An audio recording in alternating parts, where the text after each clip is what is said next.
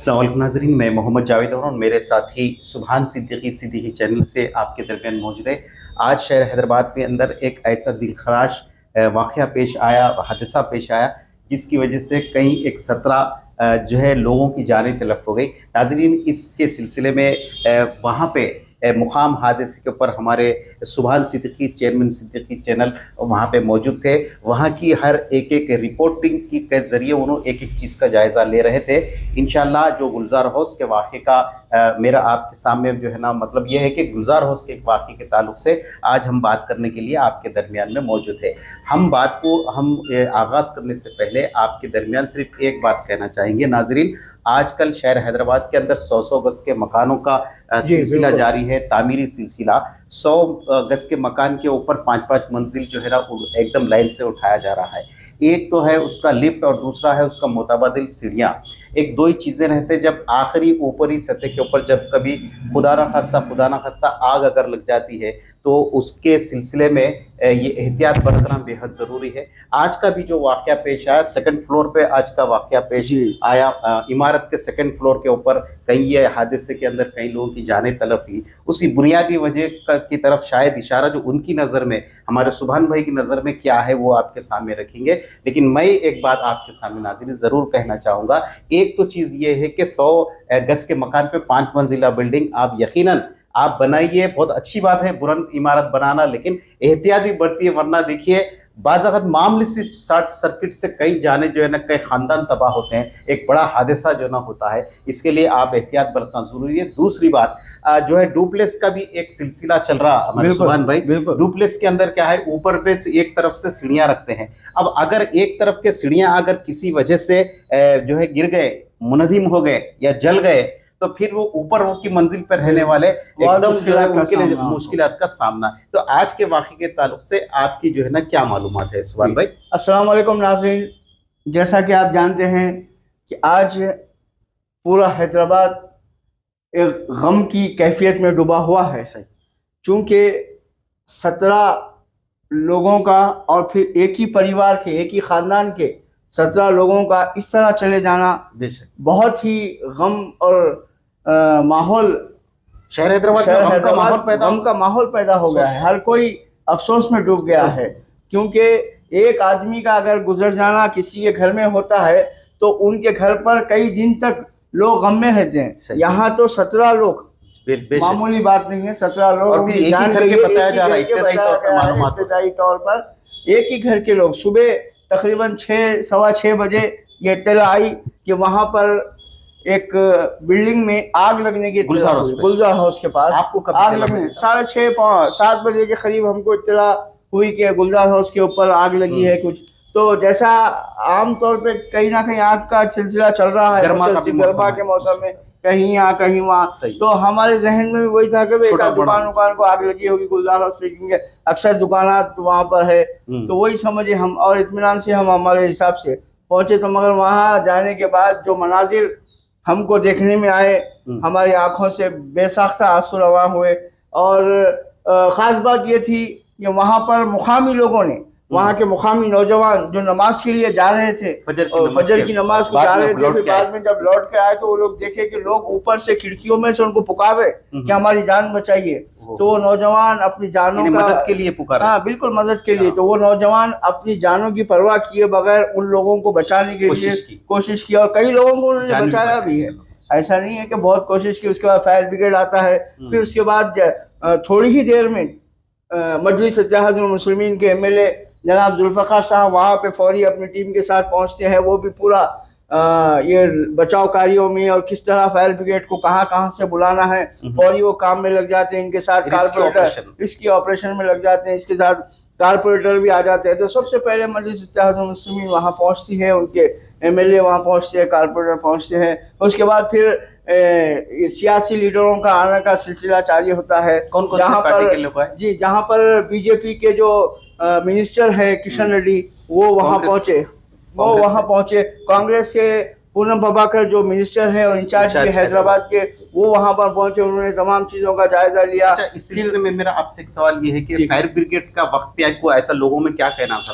लोग ऐसा कह रहे हैं कि फायर ब्रिगेड वक्त में अगर आ जाता फौरी तो कुछ जान जान बचाई जा सकती है। फायर ब्रिगेड की देरी की वजह से ऐसा हुआ बोल के, लेकिन जैसा उनको इत्तला मिली है, उनकी जो प्रोसेस रहता है वो उसके साथ वो पहुंचे हैं चार मीनार के पास, क्योंकि चार मीनार ऐसा इलाका है जहाँ पे मसरूफियत बहुत ज़्यादा होती है और वो बैरिकेड लगा कर भी रोक देते हैं जहाँ पे गाड़ी नहीं आ सकती। उसके बावजूद भी फिर भी फायर ब्रिगेड वहाँ पहुंची और बहुत सारे रेस्क्यू, फिर उसके बाद फौरी हमारे पूर्व के बाद फिर मेयर ग्रेटर GHMC के मेयर भी वहां पर पहुंचे, फिर कांग्रेस के आला अहदेदार पहुंचे, फिर खुद बैरिस्टर असदुद्दीन अवैसी साहब चार मीनार पहुंचे, गुलजार पहुंच के उन लोगों से बात की और ये जो फायर के ऑफिसर आला अफसरान हैं उनसे बात की।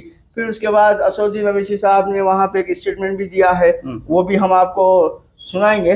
तो उसके बाद फिर असदुद्दीन अवैसी साहब और अहमद बलाला साहब, ये पूरी मजलिस इत्तेहादुल मुस्लिमीन की टीम पूरी इनके बचाव कार्यों में, और जो लोग मर गए हैं जिनका देहांत हो गया है उनकी बॉडी को उनके लोगों तक किस तरह पहुंचाए। फिर खुद असदुद्दीन अवैसी साहब मुर्दा खाना उस्मानिया पहुंचकर वहां पर मॉर्चरी में बैठ गए और बैठ के तमाम जो पंचनामे की कार्रवाई होती है वो की है। और दूसरी तरफ कांग्रेस के लोग भी, और एक ऐसा माहौल हैदराबाद में बन गया था कि कोई पार्टी नहीं, कोई आदमी नहीं, आल पार्टी लोग। आज लोग कहते हैं कि बहुत ही लड़ाई झगड़ा मुखालिफत है, लेकिन हम मॉर्चरी में देखे कि एक तरफ असदुद्दीन अवैसी साहब बैठे हुए, दूसरी तरफ का MLA साहब बैठे हुए हैं चार मीनार के, दूसरे कांग्रेस के मिनिस्टर बैठे हुए, इधर फेरोज खान बैठे हुए, इधर राशिद खान बैठे हुए। तो यहाँ पे ऐसा हो गया कि कोई पार्टी का यहाँ पे वो तराजिया नहीं था। बिल्कुल सब मिलकर इन लोगों की मदद करना, किस तरह मदद करना, इन लोगों जो गुजर गए हैं उनकी बॉडियों को किस तरह पहुंचाना,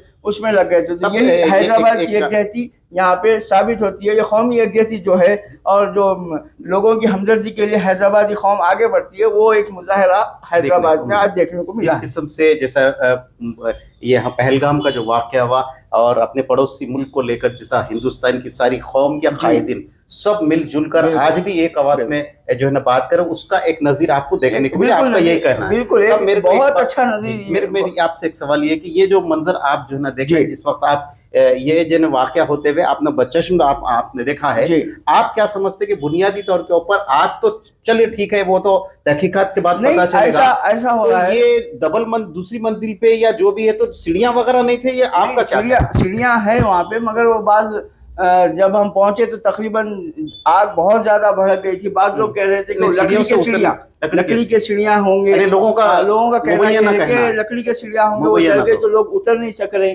इसलिए बहुत सारी परेशानी वहाँ पे लोग फंस गए, समझो मतलब ऊपर फंस जाने की वजह से। और फायर ब्रिगेड के आला अहदेदारों से जब बैरिस्टर असदुद्दीन अवैसी साहब बात कर रहे थे तो मैंने सुना कि उन्होंने कहा कि आग लगने से ज्यादा लोग नहीं, वो धुएं के दम घुटने से ज्यादा लोग धुएं की वजह से। एक सवाल आपसे ये है हमारे सुभान भाई, खासतौर पे ये जो गुलजार हाउस और अतराफ का जो इलाका है, गुलजार हाउस बोलिए आप, या मंडी जाते सो रोड है, या इधर जो है ना, या इधर जहांगीर अली दवासा के सामने अंदर का जो सराउंडिंग जो एरिया है, खासतौर पे ये सुनारों के लिए जो है सुनारों के कारीगरा है। सुभान भाई, मैं ये देखा कि एक बिल्डिंग के अंदर इतने सुनारा भरे हुए हैं, काम करने वाले लोग है, नीचे उनका शोरूम रहता, उनका कारीगर बेचारे काम करने के लिए उसके कोई बुरे, मगर उनका इंतजाम, सेफ्टी का इंतजाम पुलिस इसमें एक्शन लेना चाहिए। बिल्कुल नहीं, पुलिस का एक्शन लेना चाहिए। हम यहाँ से हमारे इस प्लेटफॉर्म से फायर सेफ्टी ऑफिसरों से भी अपील करेंगे, हुकूमत से अपील करेंगे कि आप जो दूसरे बिल्डिंग से आजू बाजू